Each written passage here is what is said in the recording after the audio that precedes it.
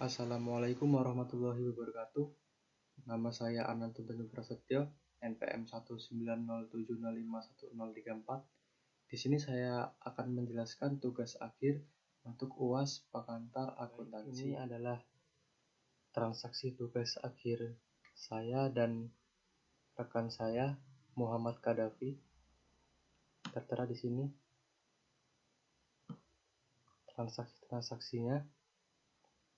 Dan saya akan melanjutkan penjelasan yang telah dijelaskan oleh Muhammad Kadafi di videonya. Dia telah menjelaskan jurnal umum, buku besar, dan AJP. Dan selanjutnya saya akan menjelaskan tentang neraca saldo. Di sini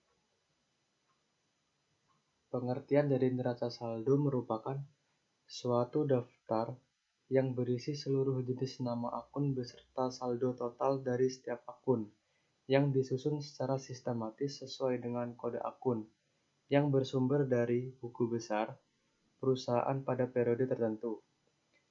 Neraca saldo dipersiapkan untuk melihat keseimbangan atau kesamaan antara jumlah kredit dan debit pada akun-akun yang ada dalam buku besar.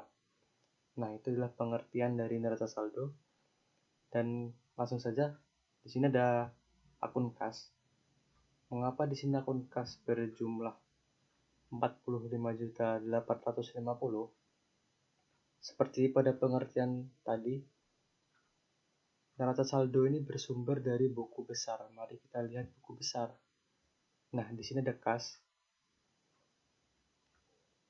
Dalam neraca saldo, ketika kita akan memasukkan kas ini, maka yang harus kita lakukan menjumlahkan debit dan menjumlahkan kredit.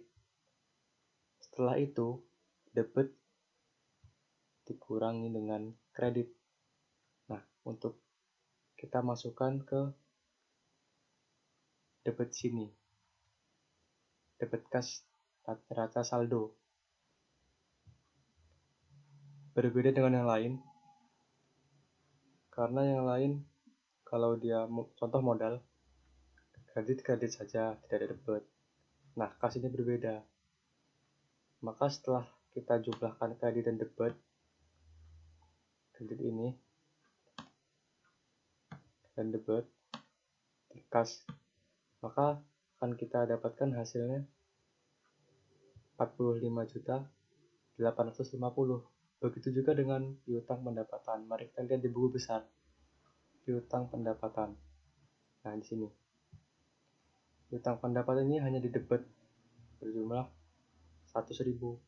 Maka kita lihat di piutang pendapatan benar, kita masuk ke debit 100.000. Kendaraan, kita lihat di buku besar, kendaraan di sini didebitkan sebesar 70 juta.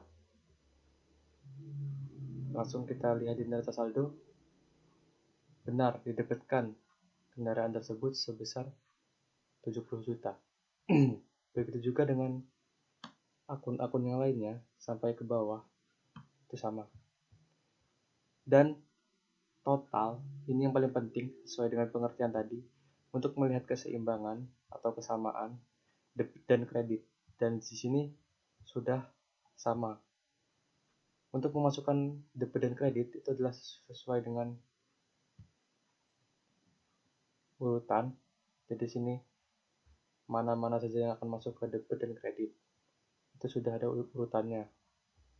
Dan di sini sudah benar, sudah sama semua. Itulah untuk neraca saldo. Baik, yang selanjutnya adalah laba atau rugi. Pengertian laba atau rugi adalah laporan yang menunjukkan pendapatan, pengeluaran, dan laba atau rugi yang dihasilkan perusahaan selama periode waktu tertentu. Cara menghitung laba bersih perusahaan dengan mengurangi total biaya dari total pendapatan. Di sini sudah kita dapatkan pendapatan ada dua, pendapatan dagang dan pendapatan bunga. Dan di sini beban atau biaya ada 3, gaji, listrik, dan asuransi. yang masing-masing sudah memiliki nominal. Ini dari neraca saldo sumbernya, seperti pendapatan 6 juta dan pendapatan bunga 30.000. Kita lihat di sini sudah betul semua. Lalu keduanya kita jumlahkan, sudah mendapatkan jumlah pendapatan. Begitu pula dengan beban atau biaya ini. Kita masukkan ke sini, lalu kita nominalnya kita jumlahkan. Nah, ini jumlah beban. Jika sudah, maka jumlah pendapatan dikurang jumlah beban, maka akan mendapatkan hasil laba bersih. Jika jumlah pendapatan lebih besar dibandingkan jumlah beban, maka itu adalah laba bersih. Tetapi ketika beban ini lebih besar, maka otomatis adalah rugi. Cukup sekian untuk laba atau rugi. Baik, dan yang selanjutnya adalah perubahan modal.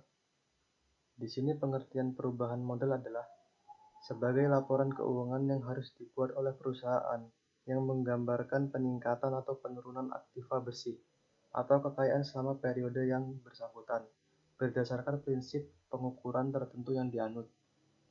Di sini sudah terdapat jumlah perubahan modal.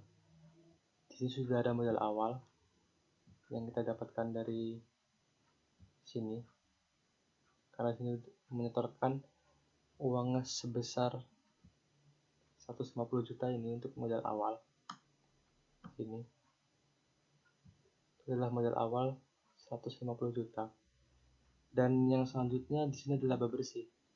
Jadi ketika kita akan membuat laporan perubahan modal, kita harus mempunyai laba bersih yang kita dapatkan dari sini. Sudah. Selanjutnya adalah price. Price ini adalah pengambilan modal dari yang si pemilik atau yang mempunyai saham tersebut. Lalu keduanya ini kita kurangkan. Nah, ini adalah hasil penambahan modal. Jika sudah, lalu modal awal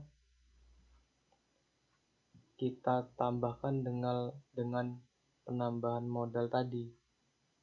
Lalu didapatkan hasil untuk modal akhir. Nah, sudah tertera di sini modal awal 150 juta dan modal akhir 151.880.000.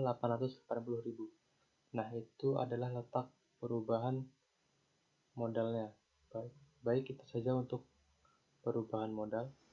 Baik, itu saja yang dapat saya sampaikan untuk penjelasan tugas akhir saya dan rekan saya Muhammad Gaddafi untuk UAS pengantar akuntansi.